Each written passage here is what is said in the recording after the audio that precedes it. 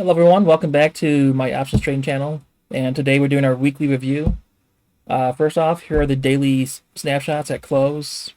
A pretty flat week. I think overall I lost like $900 in the portfolio, but given how big of a pullback we had midweek and all the IV that got expanded, I mean, this was a pretty good week for me given what happened.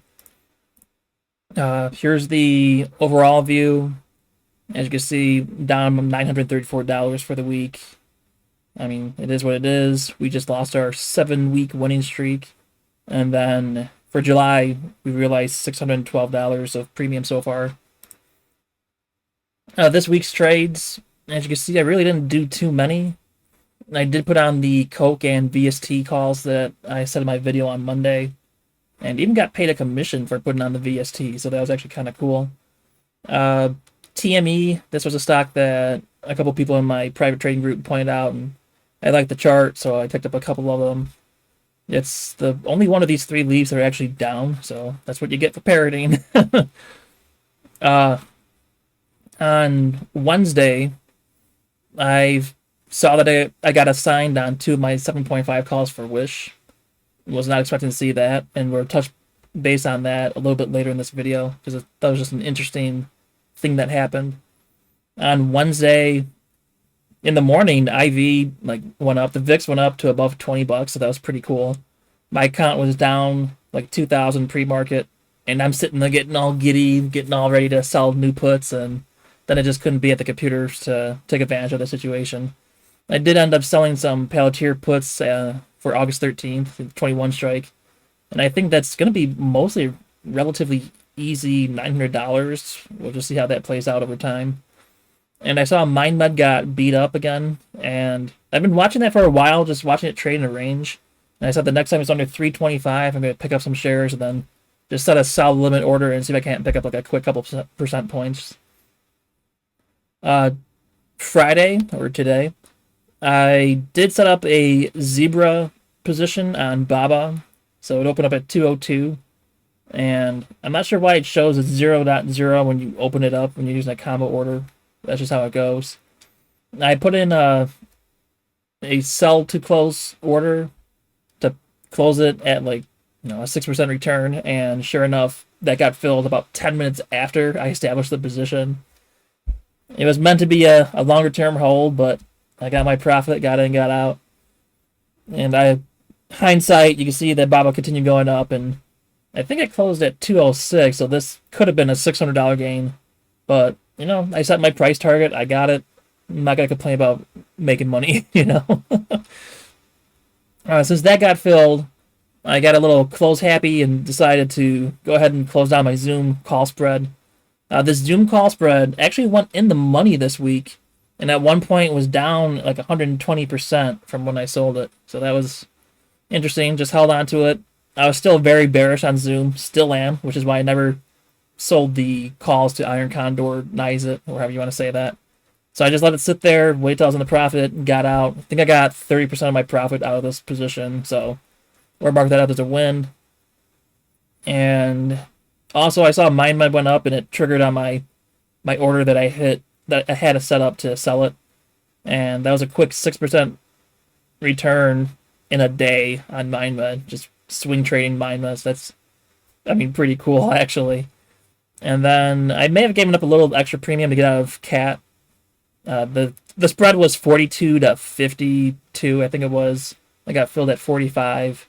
Probably could have just waited this one out a little longer, but decided to just take it off. Why not? And it was sitting around 70% at this point, which is why I ultimately decided to just take it off instead of waiting the extra 3 weeks to get out of it.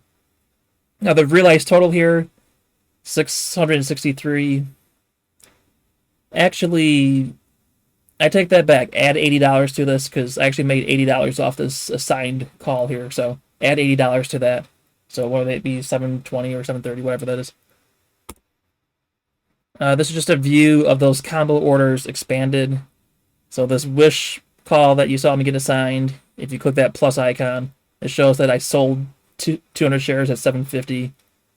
And I'm curious why it doesn't show the realized P&L here. That's kind of interesting. Obviously, selling the shares at this price cost me money, but I made money off the premium for that, and we'll touch that later. The Baba Play, the Zebra, you can see how I set those up. Tomorrow's video, I'm going to be showing you how the Zebra works and go over a couple examples of, using the Zebra. Awesome strategy for, like, creating a synthetic stock position.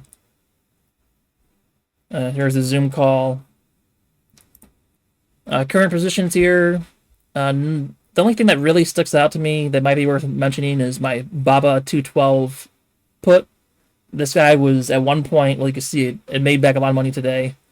It was down $1,200, and since I only collected $1.09, that means it's down over 1,000% at one point. Remember, my plan for this one currently is to take assignment if I was in the money, and then just run the wheel on it.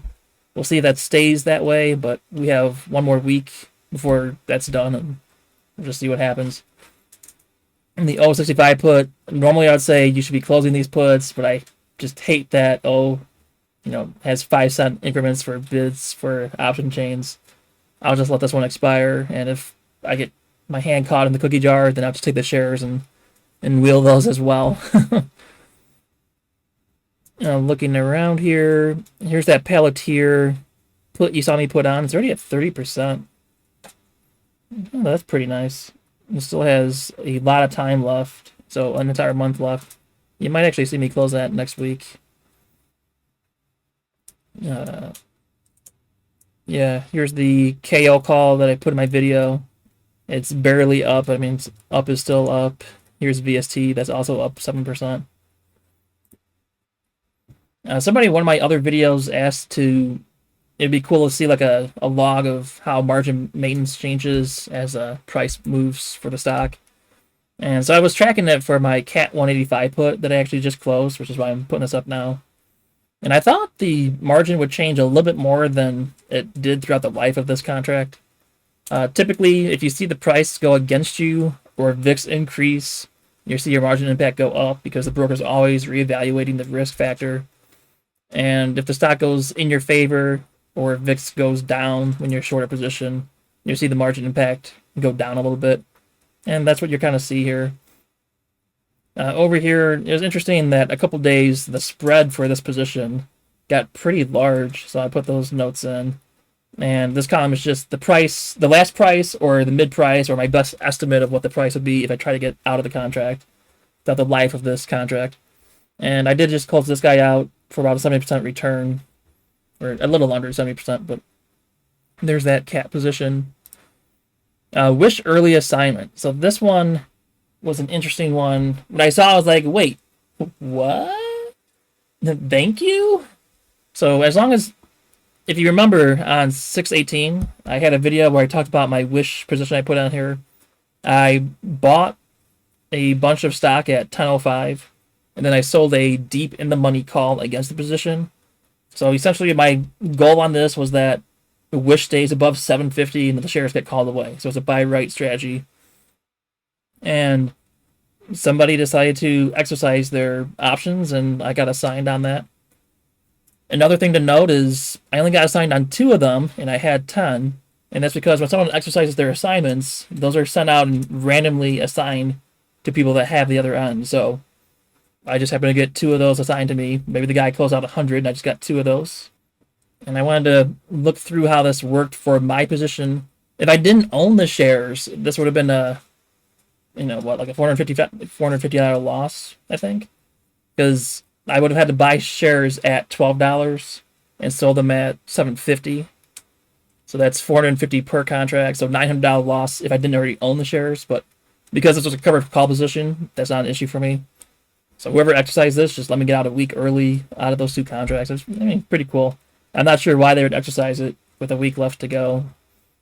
But I don't know. Maybe as a Robinhood user. Anyway, back to this. So looking at the 2 contracts that were assigned. So it's like I bought 200 shares at 10.05. So that's 2010 into that position. I sold 2 calls for $2.95. So I collected $5.90 premium. Then I had to sell 200 shares at $7.50, which is only $1,500. The loss from selling for $1,500 after buying for 2010 is $510. So $510 plus my premium here means I made $80. $80 divided by the amount of money used to make this position happen, and I got a 4% return for 37 days. And I must say, like, this position was one that's just been on, sitting there cooking, and probably the easiest $80 I've made. And when the other ones expire next week, probably the easiest $400 that I made trading. Like, Wish had to drop 25% from when I put this position on for me to be assigned shares. And if I was being assigned at a cost basis of 713, I would be happy with that. So it was really a win-win situation for this trade. I'd be looking for see if I could find more trades like this where I can do a buy right strategy with an in-the-money call.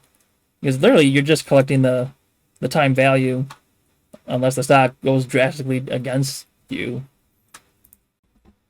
Watch out for zebras. Tomorrow my video is going to be about zebras, and I'll go through the mechanics of setting one up, what you're looking for, the deltas, all that good stuff, how to manage it.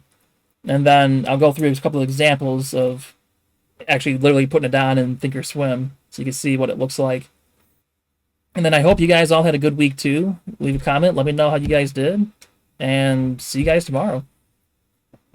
I am not a financial advisor. Any information included in this video is for informational and entertainment purposes only. It is not intended to be investment advice. Please seek a licensed professional for investment, tax, or legal advice.